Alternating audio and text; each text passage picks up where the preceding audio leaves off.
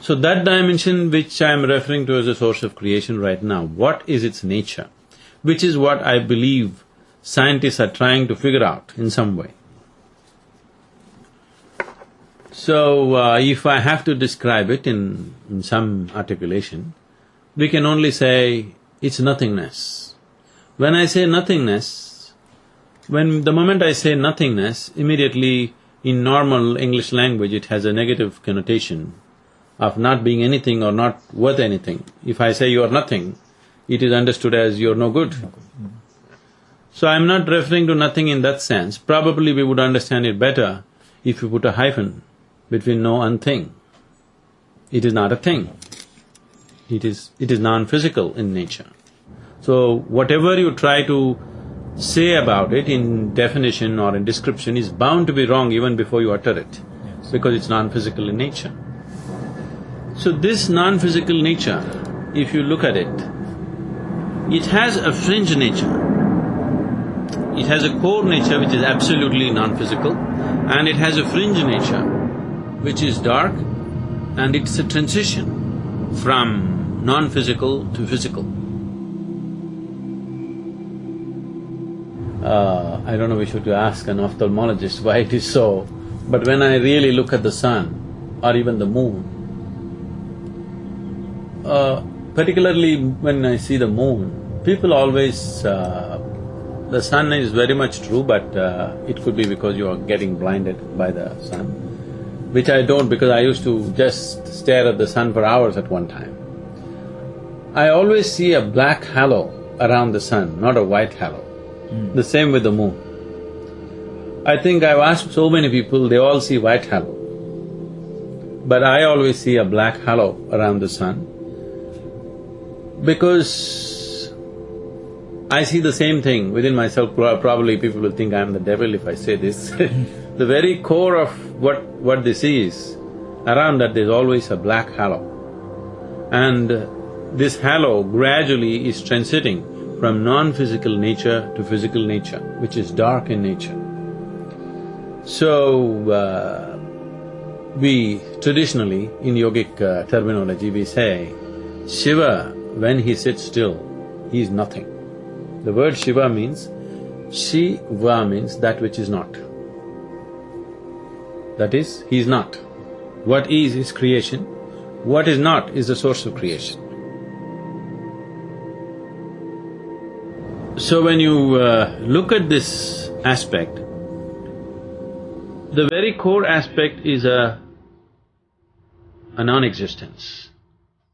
And immediately next to that, before the physicality happens, there is a dark face.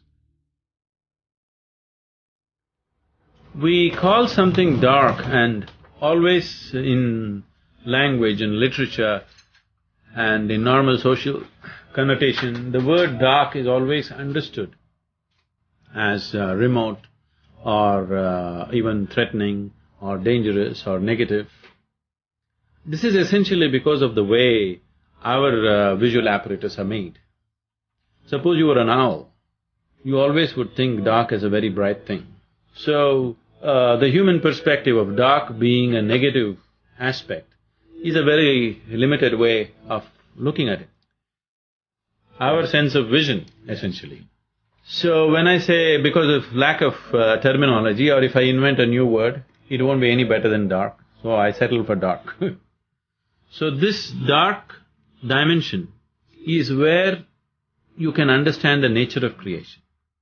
Beyond that, the total non-existent state, that is not a place to understand, that's a place to just merge, which is not the interest of a scientist.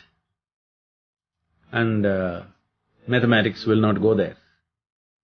So, in the yogic tradition, we say when he moves, Shiva is a dark one. Always Shiva has been referred to as a dark one. In his ultimate state of Shiva, as Sadashiva, he is utterly still and nobody can feel him unless you're willing to become one with it.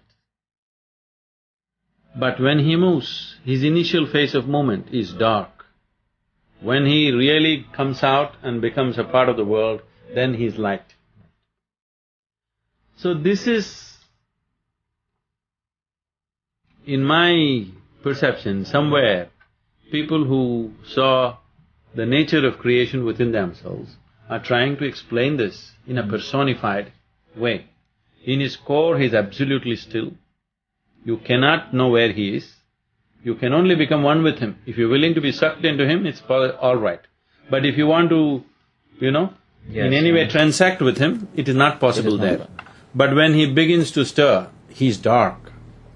There, if you want to go, you need courage. You are willing to transcend. You are willing to leave everything that you know and enter into a completely different area where you do not know what's the end for you. Or if you want to transact with him properly, when he becomes light, which is creation, you can transact with him, you can see everything as Shiva and experience it, you can be devout about it, you can worship it, all that.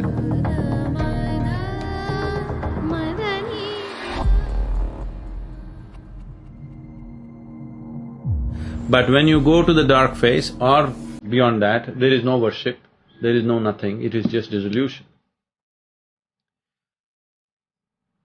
Which today I feel the modern physics is very much going in this direction, according to the lore, according to the yogic lore. How it goes is, Shiva was asleep. That means he became totally dead. But he's there, he's still, absolutely. And then Parvati or Shakti came and moved around him 3 times.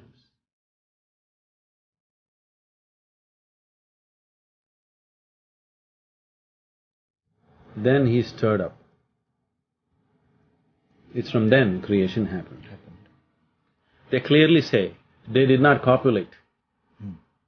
She just went around him 3 times. And the basic force of creation began to happen, which was not physical, which was a transition. So this dark face around Shiva began to expand. And then Parvati said, "Is this your creation?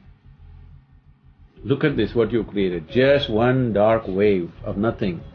Is this what you're capable of?" Then he woke up. And then they copulated. Out of their copulation, the whole creation happened. It could be a metaphor for… It is a metaphor. Scientific understanding of forces and particles. We have experiments where, in absolute vacuum state, if you apply electromagnetic force, suddenly virtual protons and virtual neutrons particles happen. come, yes, yes. It doesn't even have to touch. Yes. Just around that, if you apply Yes. electromagnetic force, Yes. virtual protons and virtual neutrons happen. Yes. So he said, what you're saying is very similar. She just goes around Yes. and creation begins. The spontaneous creation Yeah. of particles happens, and they come in pairs. They're always created in pairs. That's what which they… is interesting. they happen in pairs and then they copulate. Yes. They touched each other. And that annihilates to create energy. Those particles, when they annihilate each other, the way the energy forces work is that the electromagnetic forces around create from nothingness a pair of particles. And the pair of particles, when they join, they copulate, actually spontaneously results in the creation of energy. This is a very well accepted scientific principle and verified in experiment.